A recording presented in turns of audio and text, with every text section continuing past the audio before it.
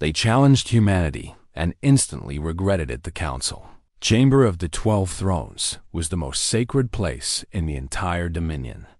Carved from the heart of an ancient asteroid, its walls glittered with crystals that had formed over billions of years. 12 massive seats arranged in a circle, each one occupied by a being of immense power and age. High Arbiter HFY stood at the center of the chamber, his scales pale and his yellow eyes dim. For the first time in 3 centuries of service, he had come before the council not to report victory, but to deliver news that shook the very foundations of their empire. They passed all 3 trials, he said, his voice barely above a whisper. The humans have completed the challenge of supremacy. Silence filled the chamber. For 11,000 years, no species had ever accomplished what these strange creatures from a tiny blue planet had done. The challenge was designed to be impossible. It was meant to crush hope, not create it. Explain how this happened, demanded the first throne. An ancient being whose body had long ago merged with machines to extend its life beyond natural limits. How did primitives who cannot even travel between stars defeat our greatest warrior? Solve our most complex puzzle and survive our most brutal trial? HFY had spent many sleepless cycles trying to understand the answer to that question. He had studied every moment of footage, analyzed every piece of data, and still he struggled to put his conclusions into words. They are not like other species, he finally said. Every civilization we have conquered, we defeated by breaking their spirit first. We showed them our power, demonstrated our superiority, and they surrendered because they believed resistance was impossible. He paused, gathering his thoughts. But humans do not surrender when they believe resistance is impossible. Instead, they have a concept they call spite. It is the drive to succeed purely because someone told them they could not. The more impossible we made the trials, the more determined they became to win. That is madness, the third throne declared. No rational species would behave in such a way. Precisely, HFY agreed. They are not entirely rational. They are creatures of emotion, of passion, of stubborn refusal to accept defeat. We broke their bodies in the combat trial, but their champion kept fighting with 17 broken bones. We gave them an impossible puzzle, but they solved it by combining minds in ways we have never seen. We trapped them on a death world, but they built a home there.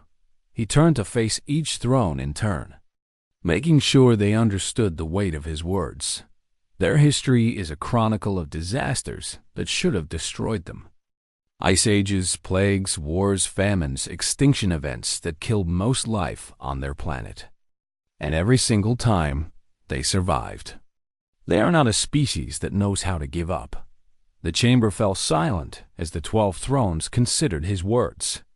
Finally, the eldest throne spoke. This being was so ancient that it remembered the founding of the Dominion itself, when their ancestors first reached for the stars. By our own ancient law, they cannot be conquered, the eldest said, its voice like wind through dead leaves. They have proven themselves worthy of standing among us. The question now is what we do about it.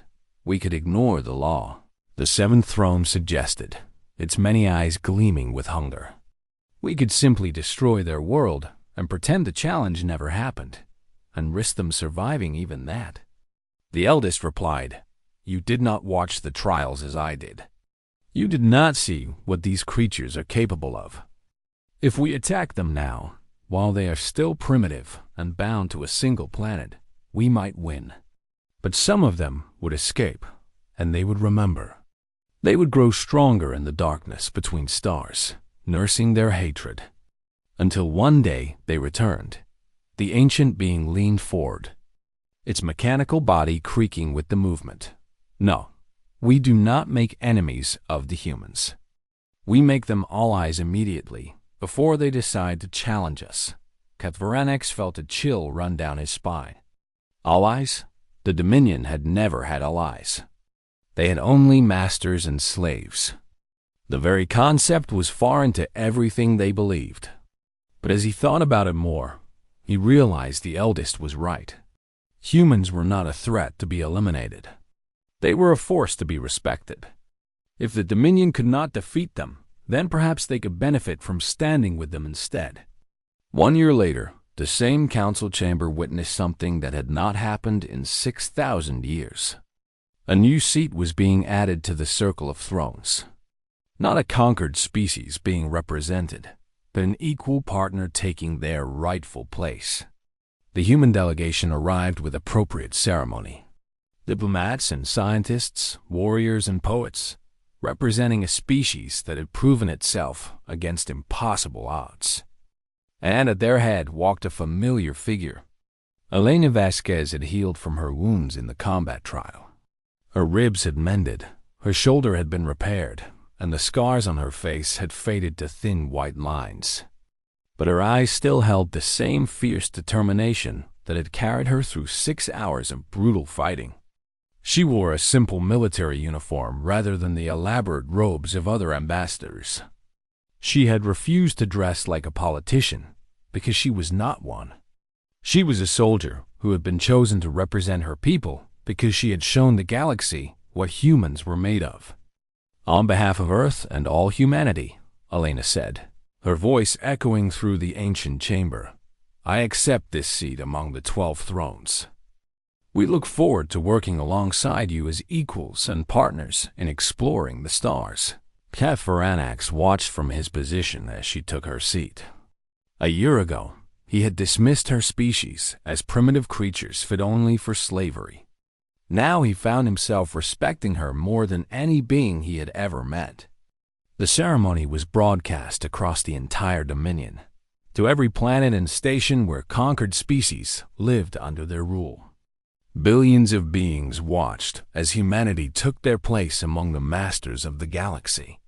And something changed in that moment. Whispers began spreading through the enslaved populations. If the humans could do it, what else was possible? If these strange creatures from a small blue world could challenge the Dominion and win, maybe others could too. On a dozen different worlds, resistance movements that had long ago given up hope began to stir again. Secret meetings were held. Plans were made. The fire that humanity had ignited was beginning to spread. Elena Vasquez smiled as she settled into her throne. She knew that this was only the beginning. Humanity had earned their place among the stars, but their greatest adventures were still ahead. The galaxy was vast and full of wonders waiting to be discovered.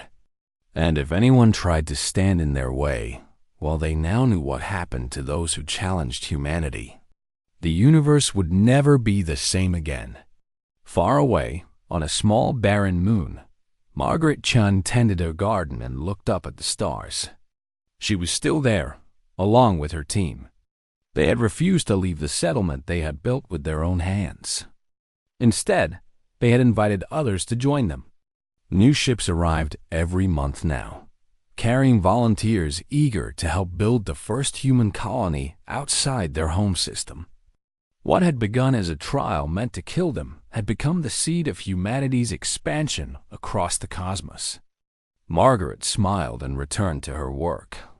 There was still much to do, and humans were never ones to sit idle when there were challenges to face and worlds to explore. That was simply who they were. That was what made them human.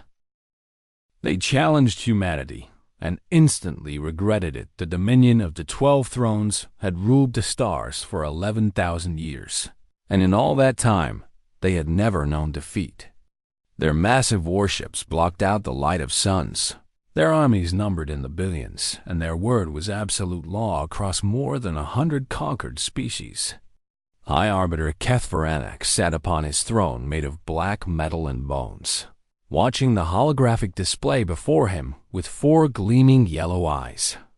He was a creature of immense power, standing nearly 8 feet tall with scales the color of dried blood and claws that could tear through ship hulls like paper. "What is this noise?"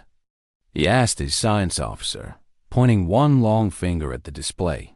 The officer, A thin being with 6 arms and skin like gray leather, bowed deeply before answering. Great Arbiter, our long-range sensors have detected strange signals coming from a small planet in an unremarkable star system. The signals appear to be primitive radio waves, broadcasting sounds and images into space without any attempt to hide them. HFY leaned forward with sudden interest. New species meant new conquests, new slaves, new resources for the ever-hungry Dominion. Send an assessment vessel immediately, he commanded. I want to know everything about these creatures. 3 cycles later, the assessment vessel returned, and its captain stood trembling before the High Arbiter. Not from fear of the new species, but from fear of disappointing his master with such boring news. Report, HFY demanded. Great Arbiter, the planet is called Earth by its inhabitants. They call themselves humans, and they are a primitive species, barely capable of escaping their own gravity well. They have not yet developed faster than light travel. They have no energy shields, and their weapons are laughably simple compared to ours. The High Arbiter yawned, showing rows of razor-sharp teeth. Is there anything interesting about them at all? The captain hesitated for a moment before continuing. There is one thing, Great Arbiter. They appear to be constantly at war with each other. Their planet is divided into many separate nations, and they spend enormous resources fighting among themselves. They have even developed weapons capable of destroying their own civilization, and they have come close to using them several times. A low rumble of laughter spread through the throne room. Species that fought among themselves were always the easiest to conquer. Their divisions made them weak. Their hatred for each other made them blind to outside threats. Pathetic creatures, HFY declared. They will be easily pacified. I recommend standard integration protocol. But then the High Arbiter paused, a cruel smile spreading across his scaled face. Standard integration was efficient, yes, but it was also boring. He had not personally overseen a conquest in many years, and he found himself hungry for entertainment. No, he said slowly, we shall do something different with these humans. We shall issue a formal challenge of supremacy. Gasps filled the throne room. The challenge of supremacy was an ancient ritual, rarely used anymore. It gave the target species a chance to prove themselves worthy of respect through 3 trials: combat, intellect, and endurance. If they passed all 3, they would be welcomed as equals rather than slaves. Of course, no species had ever passed all 3 trials. The Dominion designed them to be impossible for inferior beings. Great Arbiter, one advisor said carefully, is this wise? The challenge grants them certain protections under our ancient laws. That is precisely why it will be so amusing, HFY replied, his yellow eyes gleaming with malice. We will give them hope. Let them believe they have a chance, and then we will crush that hope completely. The other species under our rule will see what happens to those who dream of resistance. He stood from his throne and raised his arms, his voice booming through the chamber. Prepare the broadcast. Let every human on that little blue world hear my words. The transmission was sent on every frequency the humans used.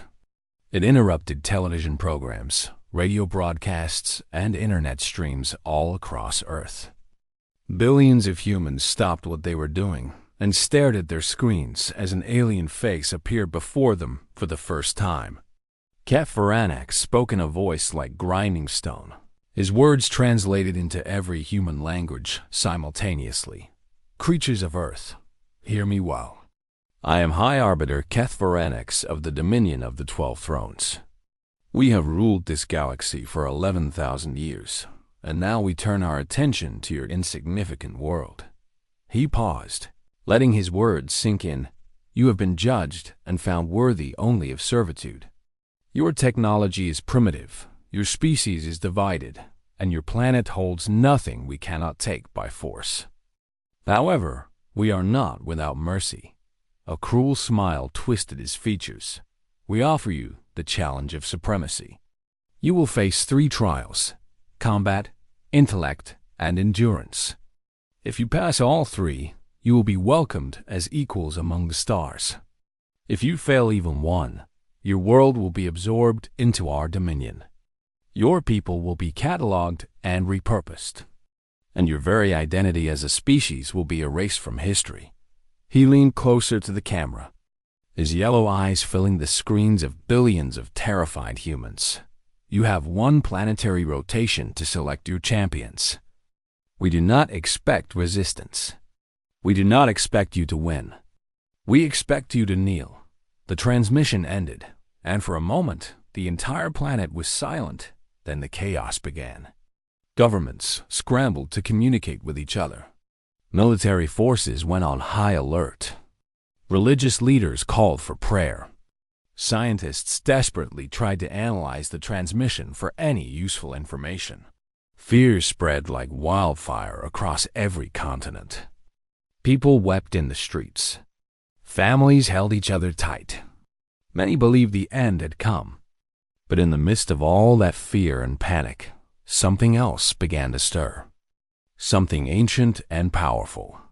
Something that had carried humanity through ice ages and plagues and wars and every disaster that ever threatened to wipe them out. In a small bar in Texas, a retired soldier slammed his fist on the counter and shouted that no alien was going to tell him what to do. In a factory in China, workers began discussing how they might build weapons to fight back. In a university in Germany, students started calculating the physics of the alien ship. Across the world, billions of humans looked up at the sky with something other than fear in their eyes.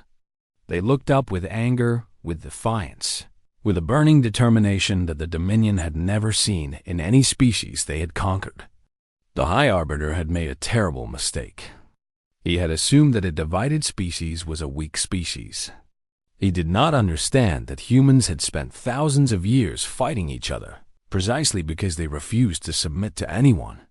He had given them a common enemy, and humanity was about to show the galaxy what happened when you made that mistake. They challenged humanity and instantly regretted it. The arena floated in the cold darkness of space, built upon a shattered asteroid that drifted between Earth and Mars. Massive lights illuminated the fighting platform, and force fields held in the air that would allow the combatants to breathe. Cameras from 100 different angles broadcast the event to every corner of the galaxy. In the viewing chamber above, High Arbiter Keth sat surrounded by his advisors and generals, all of them eager to watch the first trial. They had brought delicacies from a dozen conquered worlds, treating this like a celebration rather than a contest. After all, the outcome was never in doubt. "Bring forth our champion," the High Arbiter commanded with a wave of his clawed hand. The Dominion's fighter stepped onto the platform, and even the human observers felt their hearts sink at the sight of him. General Vraxis, the Unbroken, stood 7 feet tall, his body covered in thick green scales that served as natural armor. 4 muscular arms extended from his massive torso, each one ending in hands that could crush stone. His eyes were black pools of absolute confidence, and why should they not be? Vraxis had personally ended the resistance movements of 32 species.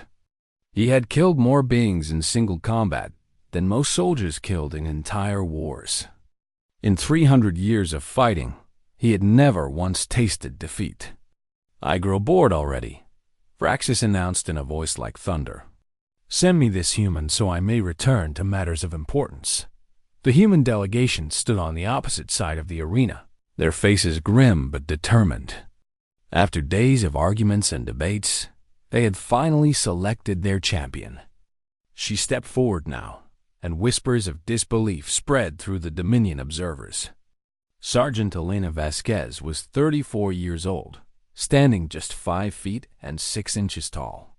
She had brown skin, dark hair pulled back tight, and eyes that had seen more death than anyone her age should have seen. She had been a mixed martial arts fighter before joining the Army Rangers. And she had survived 3 combat deployments that killed most of her squad.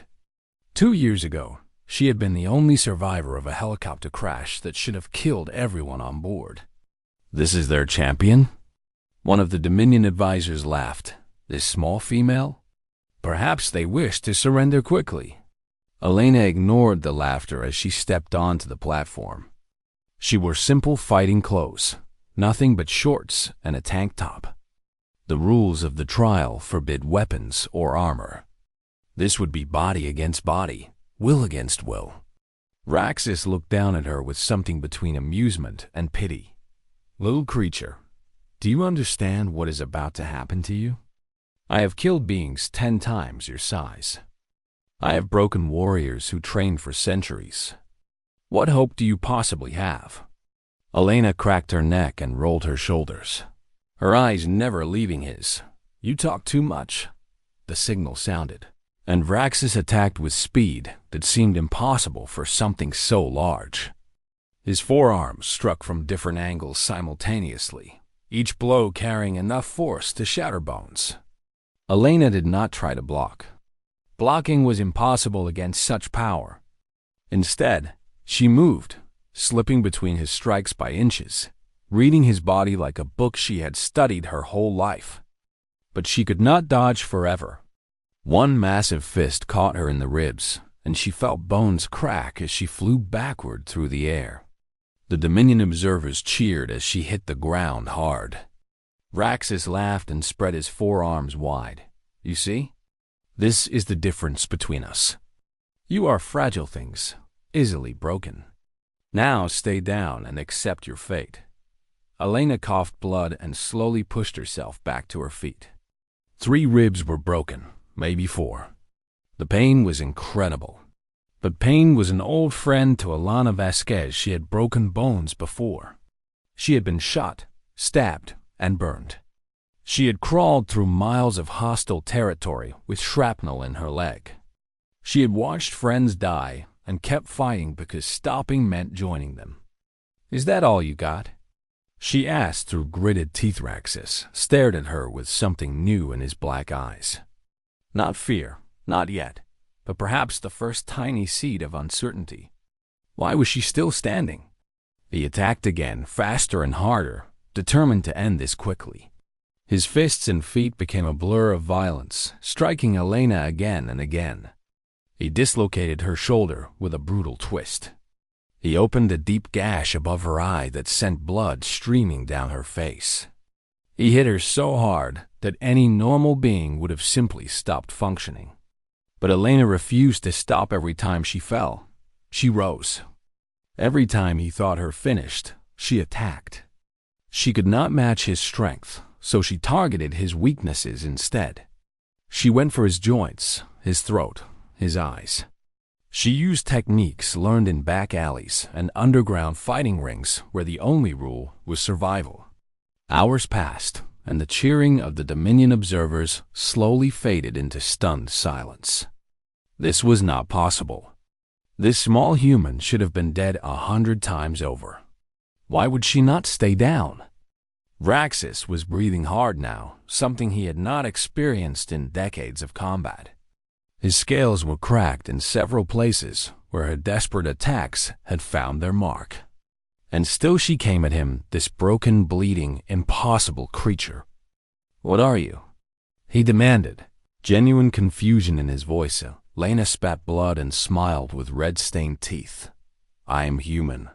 She launched herself at him one final time, and Raxus raised all 4 arms to crush her completely. But Elena was not aiming for his body. She was aiming for his neck. She wrapped her legs around his primary throat with every ounce of strength she had left. Raxus thrashed and struck her with blows that would have killed most beings. He broke more of her ribs. He tore wounds across her back. But Elena held on with a grip born of pure, stubborn refusal to lose. Slowly, impossibly, Raxus the Unbroken began to weaken. His movements became sluggish as oxygen failed to reach his brain.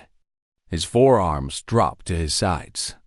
His black eyes rolled back. He fell to the ground with a crash that shook the arena, and Elena fell with him, still holding tight. She did not release her grip until she was absolutely certain he was unconscious. Then she stood, swaying on her feet, covered in blood, both hers and his. She had 17 broken bones, countless cuts and bruises, and injuries that would take months to heal. She looked up at the viewing chamber where High Arbiter HFY sat in frozen silence, and she raised one trembling fist in victory. The human observers erupted in cheers that echoed across space. Billions watching on Earth screamed with joy. Humanity had won the first trial. HFY said nothing as he stared at the impossible scene below. His claws dug into the arms of his chair hard enough to leave marks. This was not supposed to happen. This could not be happening. What kind of species was this? They challenged humanity and instantly regretted it. The second trial would take place aboard the Dominion's flagship, in a chamber specifically designed to humble the minds of lesser species. High Arbiter HFY had spent the days since the combat trial in a foul mood, refusing to speak to anyone. The impossible victory of that human female had shaken something deep inside him. But the trial of intellect was different. This was not about brute strength or savage endurance. This was about pure mental capability, and surely no primitive species could match the great minds of the Dominion. The chamber was massive, filled with floating holographic displays that showed mathematical equations, geometric shapes, and patterns of light that seemed to shift and dance with their own mysterious logic. At the center stood a single pedestal with a glowing interface. "This is the labyrinth equation," Chief Scientist Vorix explained to the gathered observers, his 6 arms gesturing proudly at the displays. "It is a mathematical puzzle embedded in 11-dimensional space. Our finest minds took 200 years to solve it. It is considered one of the greatest achievements of Dominion intelligence." HFY nodded slowly, his confidence returning. "And we will give the humans 72 of their hours to solve it. A generous amount of time that will only make their failure more complete. It is impossible." "Great Arbiter," Vorix assured him, "even with 100 years. These primitives could not comprehend the basic concepts involved.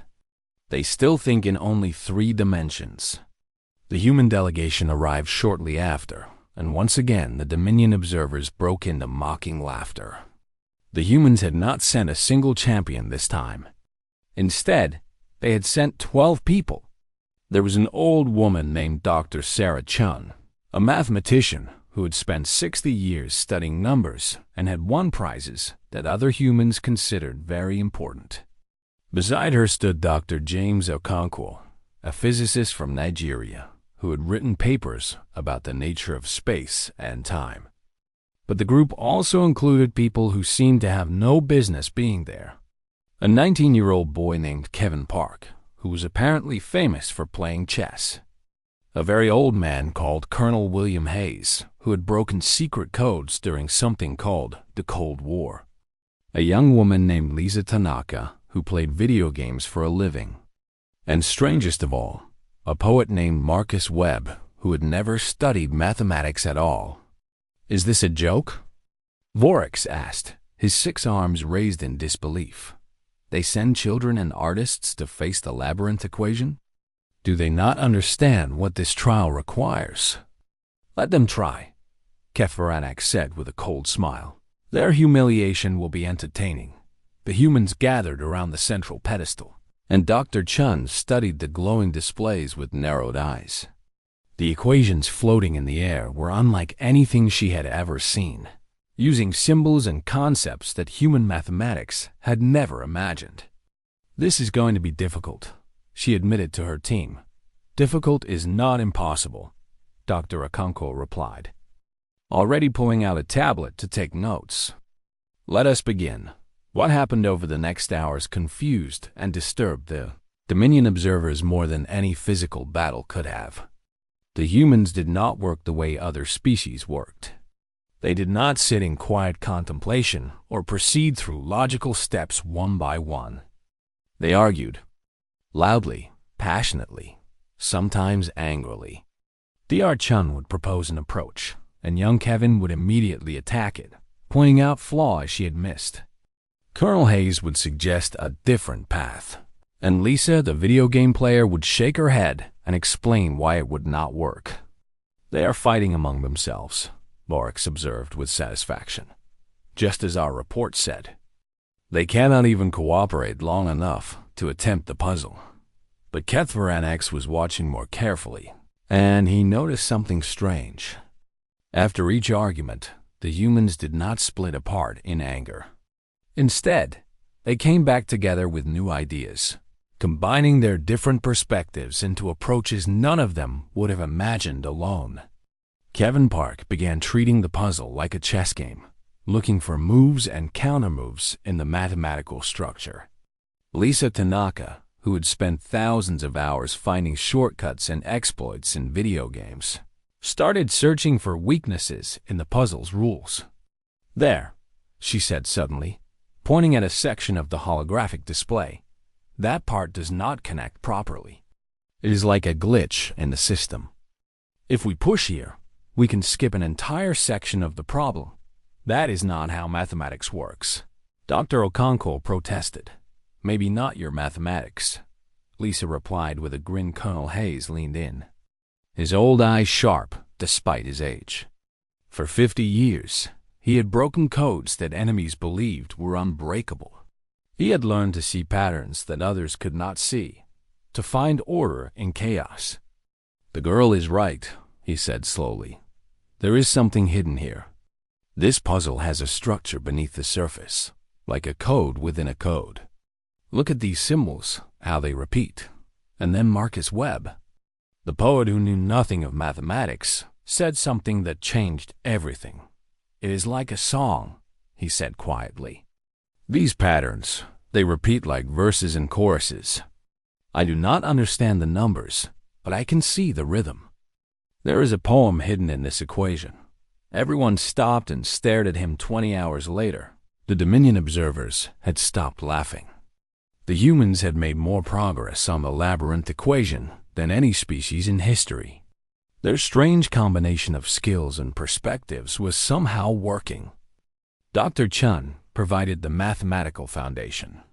Dr. Okonkwo handled the physics of higher dimensions. Kevin calculated possibilities like chess moves. Lisa found shortcuts that should not have existed. Colonel Hayes decoded hidden patterns, and Marcus kept seeing connections that the logical minds missed. 51 hours after they began, Dr. Chun placed her hand on the interface and submitted their solution. The chamber fell silent as the Dominion's computers processed the answer. Vorax watched with growing horror as symbol after symbol turned green, indicating correct solutions. "No," he whispered. "This is not possible." The final result appeared in glowing letters. "Solution accepted. Secondary solution discovered." "Secondary solution?" Kethveranax demanded, rising from his seat. "What secondary solution?" Vorax's 6 arms trembled as he studied the data. Great Arbiter, they did not just solve the labyrinth equation. They found a more elegant proof than our original, and they discovered an entirely different solution that our mathematicians missed. In 51 hours, these primitives have advanced beyond 200 years of Dominion science. The human delegation stood together, exhausted but triumphant. Dr. Chun allowed herself a small smile as she looked up at the stunned aliens. "How?" Kethveranax demanded, his voice barely controlled. "How did you do this?" Dr. Okonkwo shrugged his tired shoulders. "We have had a lot of practice solving impossible problems, usually while trying to kill each other. When humans work together, there is nothing we cannot figure out." The High Arbiters stared at them with yellow eyes, full of something that might have been the beginning of fear. 2 trials completed, 2 impossible victories. 1 trial remained. They challenged humanity and instantly regretted it. High Arbiter Kethveranax stood at the viewing window of his flagship, staring down at the barren moon below.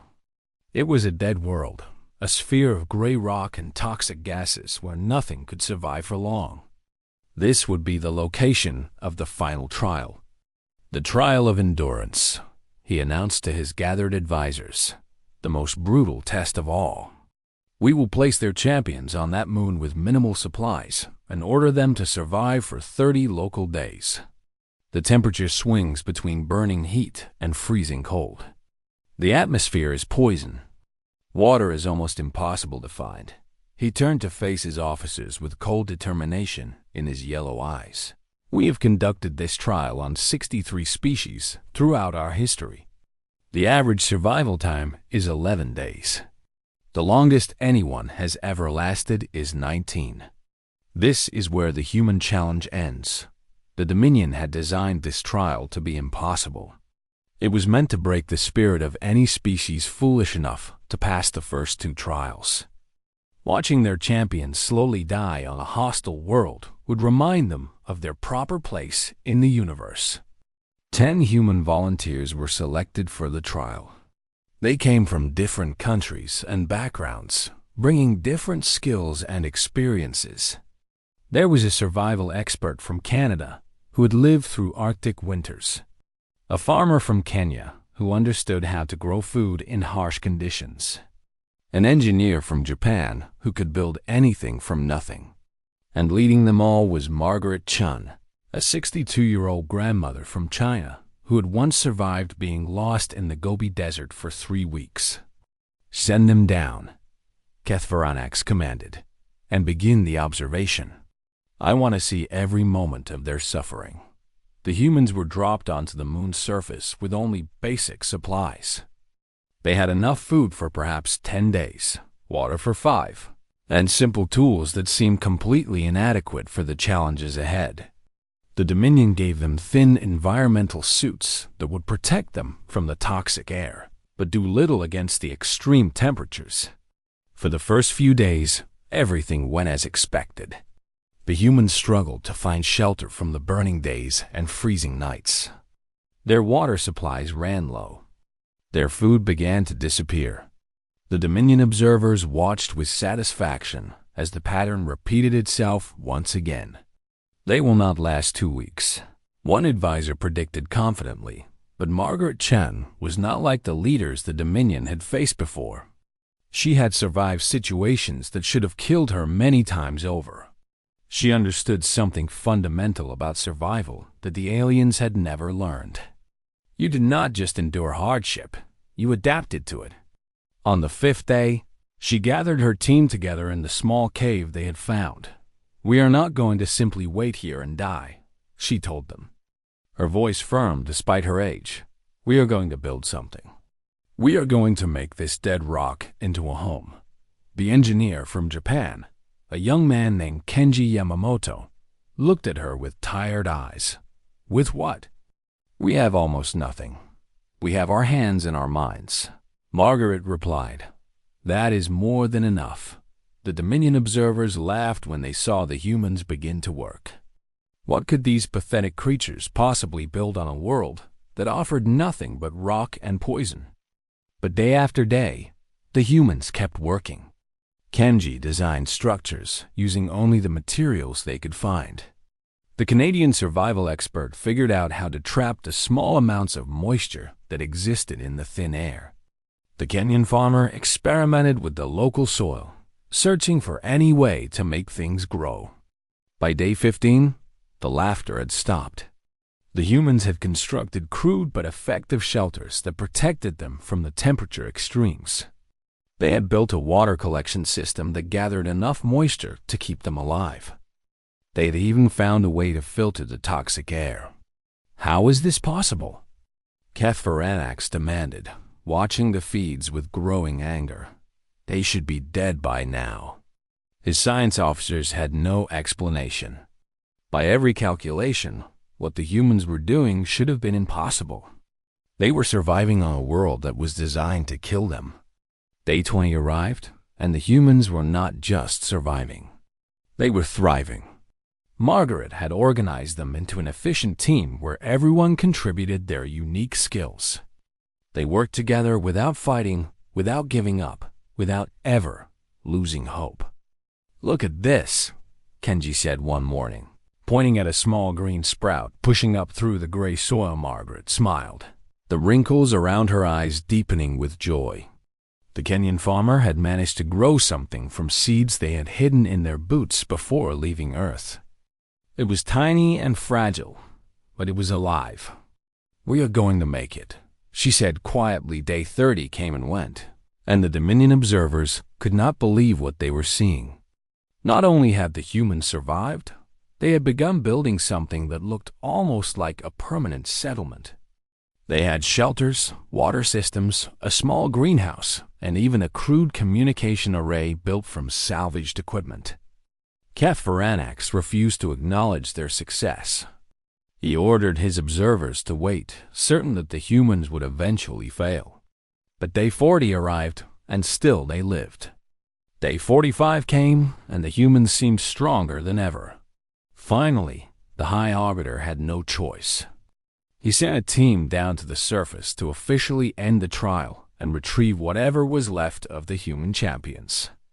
He expected to find desperate survivors, barely clinging to life. Instead, his observers found Margaret Chen waiting for them at the entrance to what could only be called a small village. She had lost 3 toes to frostbite. Her face was weathered and worn. She looked like she had aged 10 years in 45 days. But she was smiling, and in her hand she held a cup of something hot and steaming. "Took you long enough," she said cheerfully. "Would you like some tea?" "We grew the plants ourselves." The Dominion observers stood frozen in shock. Behind Margaret, the other 9 humans waved and went about their daily work. They had built homes on this death world. They had created life where none should exist. This was supposed to be impossible. One observer whispered. Margaret's smile grew wider. "Young man, let me tell you something about humans. We have survived ice ages that covered half our planet. We have survived plagues that killed millions. We have survived wars and famines and disasters that should have wiped us out 100 times over. A little moon like this is nothing compared to what our ancestors faced." She gestured at the settlement behind her. "You did not trap us on this moon. You gave us a new home. And humans are very good at making homes in places where we are not supposed to exist." The observers returned to the flagship with their report, and High Arbiter HFY listened in complete silence. For the first time in his long life, he felt something cold and unfamiliar growing in his chest. The humans had passed all 3 trials, and now he had to face what that meant.